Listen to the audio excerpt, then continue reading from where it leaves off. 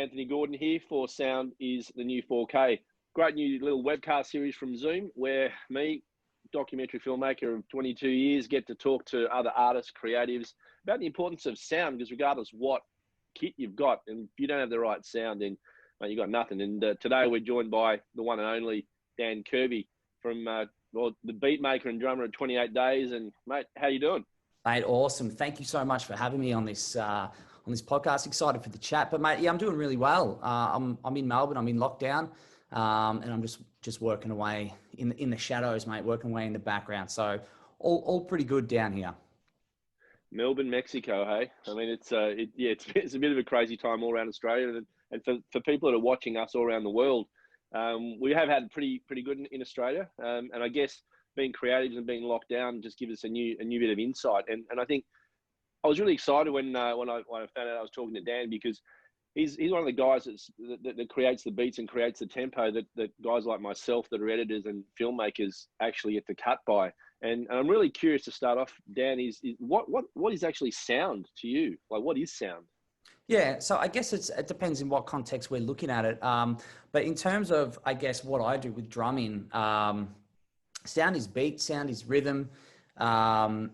It's the difference between a pleasant experience and a shocking experience.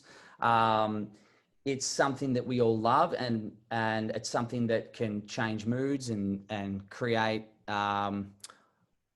thoughts and creativity and all sorts of things, you know. So in terms of drumming, it's I guess it's timekeeping, and it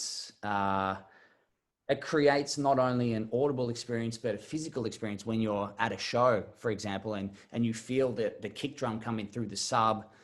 So it triggers off all sorts of things for people listening and watching, you know.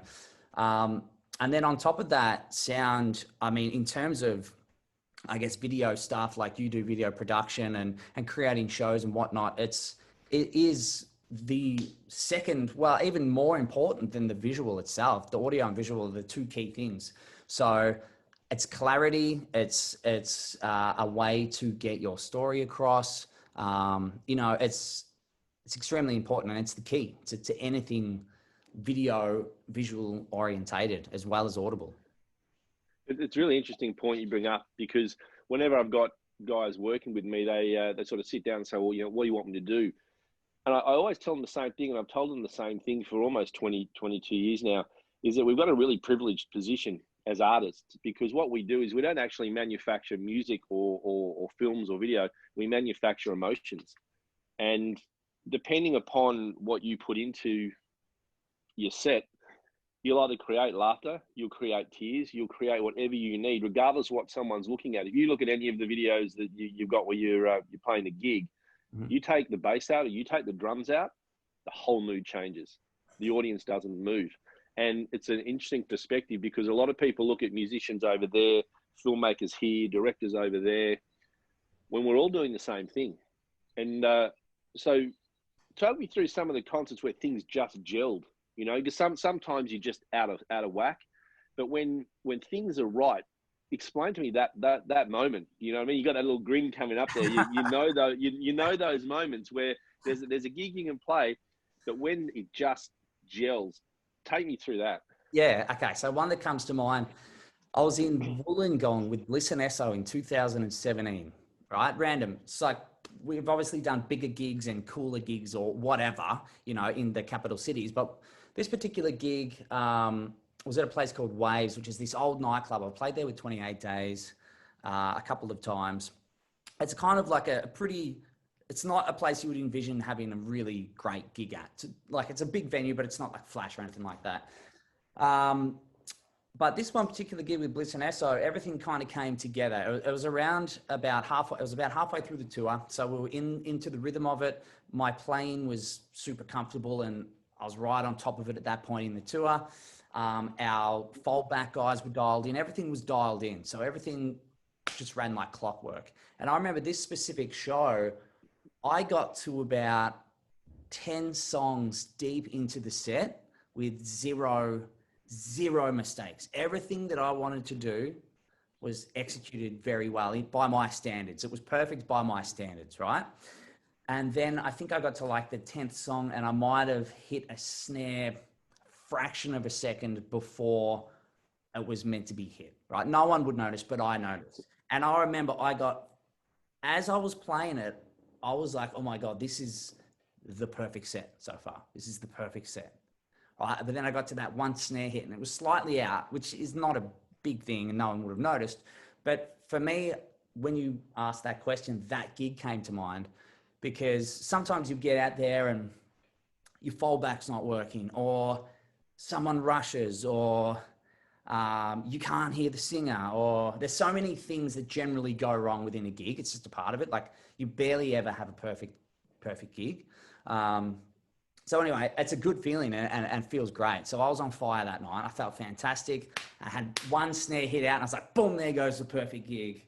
But anyway, in saying that, yeah, it's a cool feeling when it all works. And it very rarely all works, to be honest. There's always something that's a bit funny. Even like sometimes I'll come out and I'll sit down behind my kit and it's set up something slightly off. You know, it's hard to pinpoint what it is, but sometimes I'm just not as comfortable.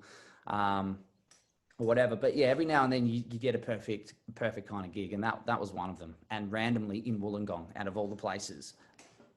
Wollongong's it's crazy how that happens though, really, isn't it? It's one thing you touched on is quite pertinent for me, because I guess what I do occasionally, I'm cutting live stuff with sport, but majority of the stuff I do is all post. And so you can fix your mistakes, right? So from your perspective, and we'll talk about music videos later, but when it's live and as you said, it might not be right, but the audience, I mean, from your perspective, would an audience know if your beat or your tempo or your whole set wasn't 100% right versus what from the perspective of sound, because that's kind of like a hidden secret, right? Yeah. So in that particular case, they would have no idea. And it probably wasn't even really a mistake. It was just something that, I don't know, as drummers, you're your worst critic and you notice every little thing. Whereas the crowd would have no idea. Yeah. Does that answer that? Yeah. They just have no absolutely. Idea. But so you're not a drummer, you're an artist, because it's the way you put that together. I mean, when you're hearing it said, obviously you've got the beat you're going with, you've got the music you're working with. Yeah. But I remember years ago, I was filming a gig in Chicago, and I was filming jazz, and that was random, because you just don't know when things are going to happen. Do you have any sort of circumstances when you're playing gigs where you go improv? You just got to pick things up or work with it, and you then control the room as opposed to the lyrics and the band? Yeah, absolutely. So there's lots of occasions like that, and it varies from band to band, because each band that I play with is different in how they operate. So Bliss N Eso is like a structured kind of thing. Every set is the same. They almost kind of say the same things in between the songs. Like there's kind of cues as to when a song will start. So that all kind of runs pretty seamlessly, and it doesn't really change. But with those guys, there was one gig. We played a festival in Queensland. It's the Big Pineapple Festival, really cool, on the Sunshine Coast. And it was kind of raining this one particular night, and it was towards the end of the tour. So we were all like just feeling super comfortable. And because it was wet, the lights went out, right? So there was all these huge power cables behind the stage, and they were in puddles, and the lights went out. And it was mayhem. Our stage manager was running around screaming, trying to figure out what was going on, but the audio was still working, right? So we kind of did an impromptu jam, the band, because there's a keyboard player, a singer, and myself. We kind of had a cool jam, and then the boys did a bit of a freestyle rap and kind of kept the crowd entertained. And then the lights still weren't on. This went for probably 3 minutes, which was cool, because it was the first time in the whole tour that we were like, what are we going to do? You got to bring something to the table that we haven't rehearsed. So that was fun in itself. And because we're all comfortable with each other, it just flowed naturally. It was easy. And then anyway, the lights still weren't on, and the boys were like, we'll stuff it. Let's just do a song. And at this point, it was kind of raining a little bit. And we played a song called Party at My Place, which is just a cool kind of party song. And it was one of the best moments of that whole tour. It was the first tour I ever did with them 6 years ago.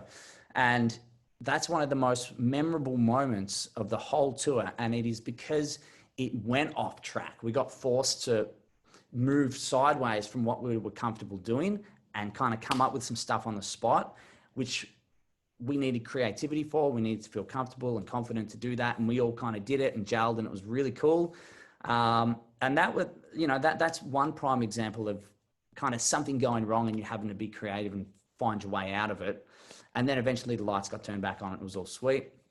And then there's other times, in some of the other bands, say 28 Days, we do play with like a click track now. So we're a little more kind of organized with what we do. I played with Unwritten Law earlier this year and we didn't play with the click track. And there's a few times where you might drag out a middle section. So for that, instead of playing to a click and having everything locked in, it was more me kind of watching the singer, like in those middle bits of songs where we bring it right down and he's talking to the crowd or whatever. I would have to watch him and watch how he dances to know when the song comes back in. So there's little things like that you can't, that no one really talks about, and you don't really get taught that, but it's like the importance of just being aware and learning how each kind of band setting works, right? What's happening? Who do I have to look out for? How do I know when to come back in? Because it's not set. So anyway, it'd be a little thing like he'd be up the front and he'd do this with the microphone, and then you're like, okay, well, we're going in at the next one. So stuff like that is cool, and it's exciting because it keeps you on your toes and you can't really get bored. Yeah, no, that's cool, man. And again, that's art, and a lot of people never see that because when they watch a lot of the bigger gigs and everything else, it's just choreographed, and all the stuff you ever see from behind the scenes is all choreographed. And from my perspective, I'm always that guy behind the scenes, and I'm always the one that's seeing all the shit that's going wrong. And you really get to see the talent of the artist and go, man, that's just, you just saved the lighting guy, you just saved the Foley guy, you just saved everyone because, and again, the guy on the drums, he'll control the room. So when I'm editing, it's a simple dissolve or a cut. If I'm using a melody that doesn't have a beat, there'll be a dissolve there. If I'm using a music track that's got beats, I'll put cuts in it. And I was doing that just before we went on air.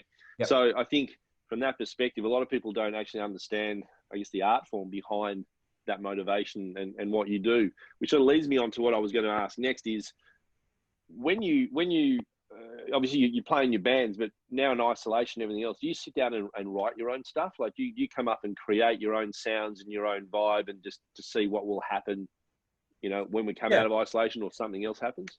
Yeah. So to answer your question, yes. But in different ways to maybe you may think. So last night I sat down on the drums and I just played through maybe 6 songs that I grew up listening to that I've never played. And I've listened to these particular songs a lot, and I just wanted to sit down and see if I could just play them.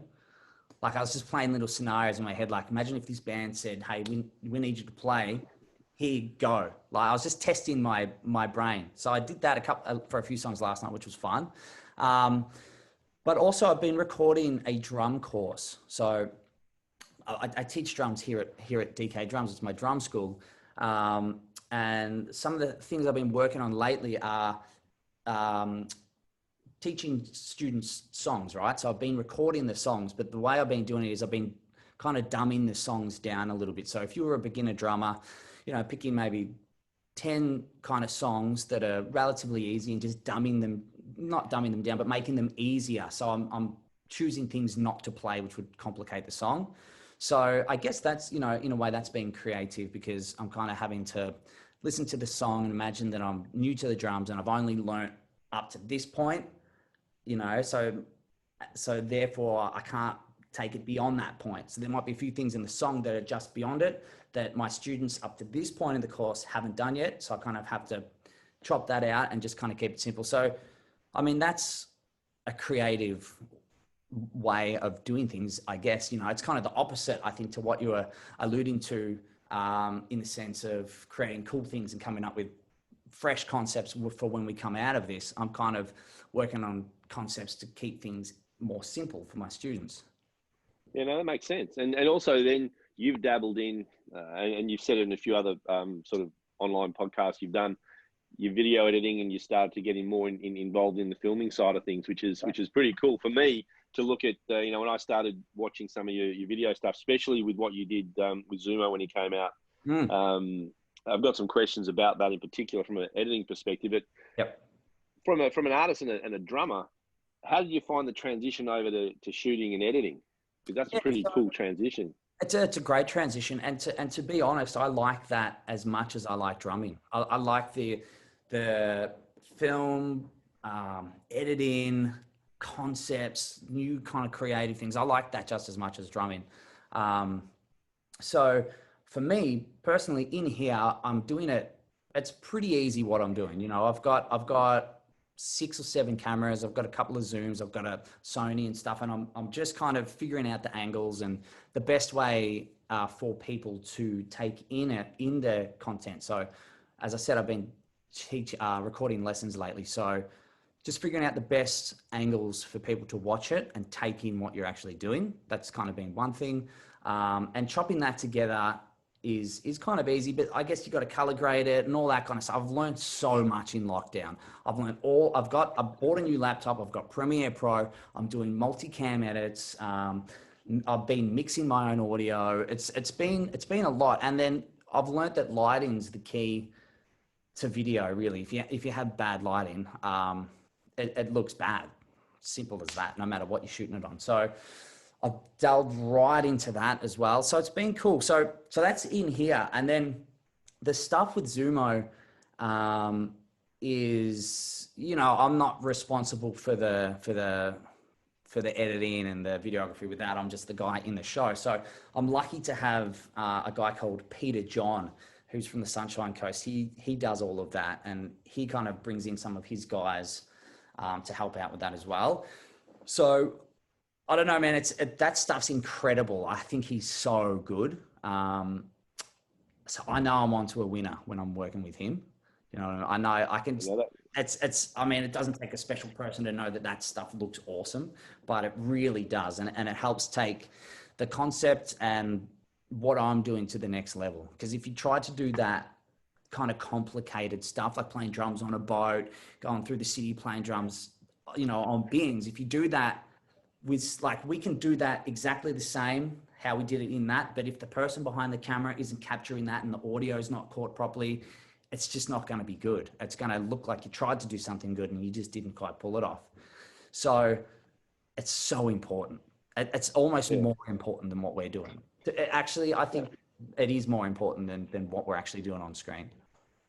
Well, it's interesting you bring that up, and I kind of like the fact that I find what you're saying is correct. I think from my perspective, it's a lot easier for you to become a good editor than for me to become a good drummer. All right, so let's just get that pretty clear, because you understand tempo, you understand. So when I go back to my early days before you could do it on desktops, and a lot of the young guys coming through now, you teach them basic color theory for grading. You know, you teach them about beats, about tempos. In the early days, when I used to have to choose music to go with edits, you'd get a CD off the shelf and you turn around the back and it'd give you beats per minute and it'd give you a few other indicators. So you could look at it and go, okay, so there's 4 beats a minute. This is going to match the cuts that I've got. You throw it in, boom, it worked. These days, you've got what I have to look at is I have to look at waveforms in the sound, and I have to look at whoops. You got yeah. I'm going to look at waveforms to see where the tempo is going to sit, so I know where to put it into. So it takes me a lot longer to find the sound. You then alluded to you've just got cameras and microphones, and this is the point that drew me to Zoom in the first place. Is the gear is so reliable, it works, and it works everywhere. I'll go from the Himalayas through to George Street in the city.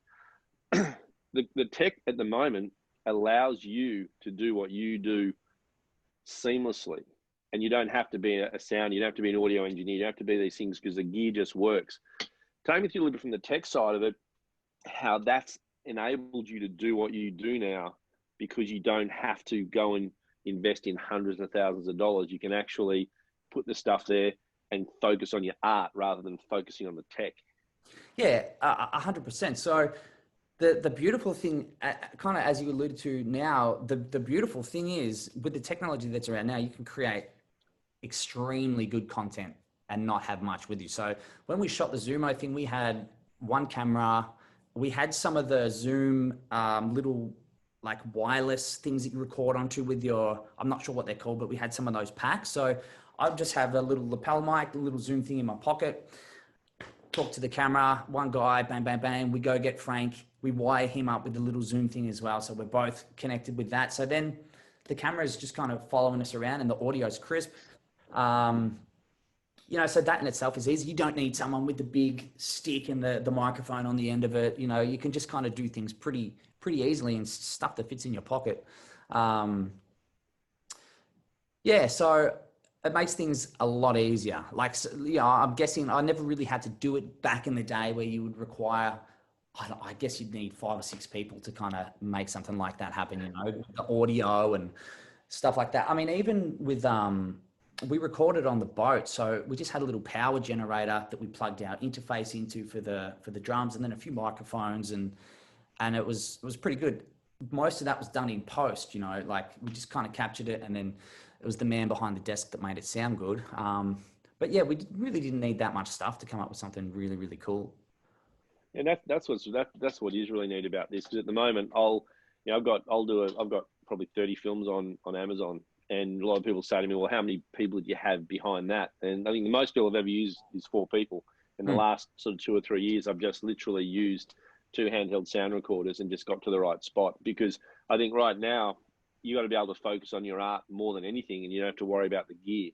And especially, for example, if you're playing a gig, you got to rely on your talent and you and everything just to work. So the question I've got next is, when you think about music videos and you think of and the experiences you've had with sound and everything you're doing now, does that change your perspective, how you perform and how you do things, with having more knowledge about how it all works behind the scenes? Yeah, it does. It does. So, I mean, it kind of changes the way I think about things a little bit too. So, I mean, initially when I first started drumming, I would record myself playing and I'd be horrified with how I look, right? So, I mean, I was under this a long time ago because I really liked drummers that kind of looked smooth and nice when they played. Like, there's a big difference between someone who just kind of is entertaining to watch and not only plays really well, but kind of looks cool when they do it. I've always liked that, right? So I was onto that kind of stuff way back when I was just a teenager. And I remember I'd film myself, or even in my first band when I was like 13, we would record it on handy cams, and I'd watch it back and be horrified at what I was seeing. And I would kind of look at it and think, what am I doing different to, say, someone, you know, that I look up to? And then I'd just kind of pick it apart. And then as you go, you learn, and it kind of, you know, gets better. I became a better performer because of cameras. So I learned how to play better to the camera. And in many ways, it helped me get a lot of my gigs, because, I mean, it did help me get the Bliss N Eso gig, because I was creating drum videos even before that. And I'd learned how to kind of do it and make it look appealing to not only, say, a drummer, but to just a normal person who had no idea about drumming. Yeah, I kind of made sure that it would appeal to them as well, because even in the Bliss N Eso instance, like, I remember showing Bliss some of my videos, and my videos looked great back then. I had some really good ones. You know, it just kind of put me a little bit ahead of someone who didn't have those videos, or someone who perhaps hadn't done that much on the camera before. So it's really helped kind of fast track what I do on the drums, and it's helped with my business. Like, I do drum videos for all of my students. I've got the show now with Zumo. So it's changed a lot of things and made me better overall. It's changed the way that I think about drumming 100%. I think that, look, I mean, what you touched on something that's really pertinent, because there's going to be, like, as we get through our career, there's a lot of kids and younger guys and girls that look at what we've done and go, well, how do I get there? And I think you've touched on something that's really quite pertinent, in that what makes an entertaining looking drummer versus someone that just plays the drums is my question. Because a lot of people will be hanging on this going, well, what difference does that make? I'm trying to get into a gig, or I'm trying to get into a band, and this guy's just done this. What's the difference between entertainment and non-entertainment? And it's not the size of your guns, right? It's not. It's you know, it is kind of putting everything together. It's every piece of the puzzle. So I just envision if you were an artist and you like, what would you be looking for? And some people don't look for that. Like some people don't care about that, or some people don't even, some people might not want that. The artist might want someone to just play the drums, sit up the back and not be flashy and you know, not kind of have much of a personality or whatever, but some people love it. So I guess you choose your lane based on what you think is cool and what you like what I like. And then I put that out, and then if it's well received by someone, it will come back. And if it's not well received by someone, it won't come back. And that's okay, because it's not going to be a match. But if it is a match, then it's a match. Yeah, fair enough. Fair enough. So if you had to sit down and someone said, "Oh, here's a film, and I need you to create a beat for this film, or I need you to create something that created some emotion," how would you go about that creatively? When you looked at the vision and you had to apply your art to that. Yeah, I guess I'd have a lot of questions first, but it would be I'd look at the footage and I guess pick up on the mood of the footage. What's been shot? Is it slow? Is it fast paced? Is it exciting? Is it sad? What's going on? And then I'd start from there, and I'd probably start. I wouldn't even start with the beat. I'd probably start with. I'd go to good old Splice and find some kind of awesome loop and work from there. But I guess in terms of a beat, it would depend on what's been shot, what are we trying to achieve with that shot, or what's the overall kind of vibe we're going for, and then I'd go from that. You know, and it's, yeah, as I said, it's either slow or it's fast or it's exciting or it's sad or it's boring or it's bloody beautiful or magic, whatever it may be. Yeah, fair, cool. And so right now, being in lockdown, Mm-hmm. have your motivations and inspirations changed? You're listening to different things. I mean, where you said you said something earlier, which is pretty cool for me to hear, was that you'd be practicing to some tracks in case the band called you up, right? Yeah, So I mean, is there an aspiration? Did you want X to call you or Y to call you? I mean, like what? Because what's interesting is you got a career. You're still that kid that's playing on the magazines. You mm. know, when you're at school, yet you still do that, right? Yeah, 100%, 100%. No, I've got. I mean, I don't really. I'm not really expecting anyone to call or anything like that. That was just kind of a fun exercise. But in saying that, like, you know, you kind of put that out there, and if you're kind of somewhat realistic about it, it can definitely happen. It's not going to happen overnight, but like things, you can kind of manifest things over time if you know, like I manifested Unwritten Law in a way, just from kind of becoming friends with them, putting my other stuff that I'd done out there, and they would see that, and then we'd kind of become friends, and then they're aware of this drummer in Australia, who were kind of you know, we became friends over a long period of time because they had lots of history of 28 days, and once they kind of connect the dots, you know, there is some chance that you can play drums for them if X, Y, Z happens, and it did happen. So in some ways, you know, and I'd thought about that since I was 12, really, you know what I mean? So it's, you know, if I had have said I'm going to play drums for Unwritten Law when I was 12 years old to someone, they would just laugh in my face. And rightly so, because you're probably not, but you might. If you kind of go, like, it's a long stretch. 12 years was, when I was 12, was a long time ago, but you can kind of manifest things and put things into play. And if, as I said earlier, if I'm doing something that I think is kind of cool and it works well with that, chance at some point it may happen. But you do need a little bit of, it's a lot of work, but it's a little bit of opportunity needs to pop up. Yeah. Did that answer the question? Yeah, absolutely. Look, you never. People always say there was an old Jaguar commercial years ago where you're never too young to dream, but I actually convert that and say you're never really too old to dream, because as you get to a certain point in your career, you've actually got enough experience so your dreams can be bigger because you actually have the tools to know how to get there. Because you know, when I look at filming and editing, I don't have a retirement plan because there's never going to be stories that run out. In the same way as music will never end. You know, and so I guess lastly, what's going to drive you for the next 20 years? I mean, what's going to give you that passion and that motivation to keep creating beats for that period of time? Yeah, good question. And I completely agree with that. I think that as you grow up and you work your way through the industry that you're in, things change and you gain experience, and I guess, your visions and your ideas of where you're at change and they evolve. And, like, I can do things now that I would have only dreamed about years and years ago. And now I'm in the position where I can do these things. And if I get creative and I think, oh, geez, it'd be sick to do that, I can do that, and then the more that I push on and get more of that done, it's going to get me to another spot. And then I'll be like, oh man, it'd be sick to do that. And you can just keep on going. Like, with all creatives, it's like, it never ends. And no matter what you've done, I feel like that there's always more that you want to do. And it gets you to another spot. You're like, well, now I want to do this. So for me, I want to definitely keep diving into the, like the kind of show, like this drum show I'm doing with Zumo. We've shot 4 episodes already.